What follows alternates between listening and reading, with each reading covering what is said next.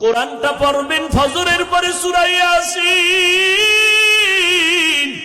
জোহরের নামাজের পরে সূরাতুর রহমান তেলাওয়াত করবেন, আসরের নামাজের পরে আম্মা ইয়াতাসাআলুন, মাগরিবের নামাজের পরে সূরা ওয়াকিয়া তেলাওয়াত করবেন, এশার নামাজের পরে সূরা মুলুক তেলাওয়াত করবেন।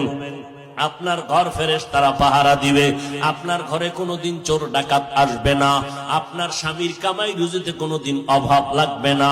সূরা ইয়াসিনটা পড়া ভুলিয়েন না রে আম্মা জান। কপাল খারাপ, দুনিয়ার সব কিছুই শিখলেন, কোরআন পড়া শিখলেন না। আমি ছোটবেলার থেকে বলতেছিলাম, ভুলে গেছিলাম, আম্মা জান আমাদের গজল শিখাইতেন, আম্মা জান আমাদের কোরআন পড়া শিখাইছেন। ও পর্দার আড়ালের আম্মা জান, কেন কোরআন শিখলেন না রে মা? কোরআনের মতো আর এত মধুর তেলাওয়াত কই পাইবেন? ও পর্দার আড়ালের আম্মা জান, ওই আম্মা জান আয়েশার মতো আপনারাও নারী। নবী বলেন, আয়েশা আমি কান্না করার কারণ হাসরের ময়দানের কঠিন কথা আমার মনে পড়ে গেল।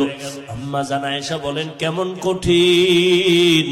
নবী বলতেছেন, আয়েশা এই জমিনটা হবে কিয়ামতের মাঠ, হাসরের ময়দানে সমস্ত নারী পুরুষ উলঙ্গ আল্লাহর আদালতে দাঁড়াবে। আল্লাহ পাক গরম মেজাজ নিয়ে কুদরতের আওয়াজ দিয়া বলবেন, লিমানিল মুলকুল ইয়াউম। আল্লাহ পাকের কুদরতের রাগান্বিত বড় আওয়াজে হাসরের ময়দানটা কেঁপে উঠবে। অপরদিকে সূর্যের গরম, আল্লাহ বলবে সূর্য যত তাপ আছে জমিনে ছেড়ে দাও। অন্যদিকে জাহান্নামের আওয়াজ, জাহান্নামের আওয়াজে হাসরের মাঠ থরথর করে কেঁপে উঠবে। নবীজি বলেন, ও আয়েশা নবীদের কোনো গুনাহ নাই, সেই নবীরা পর্যন্ত কান্না শুরু করবেন, হাউমাউ করে কাঁদবেন আর বলবেন, উম্মতের কথা সব নবীরা ভুলিয়া কাঁদবেন, আল্লাহ আমাকে বাঁচাও।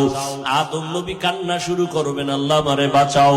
মুসা নবী কান্না করবেন, আল বলবেন, আল্লাহ আমারে বাঁচাও। সূর্যের গরম সহ্য করা যায় না, জাহান্নামের আওয়াজ কানের মধ্যে নেওয়া যায় না। এমন এক কঠিন পরিস্থিতির মধ্যে ইব্রাহিম নবী কাঁদবেন আর বলবেন, আল্লাহ আমারে বাঁচাও।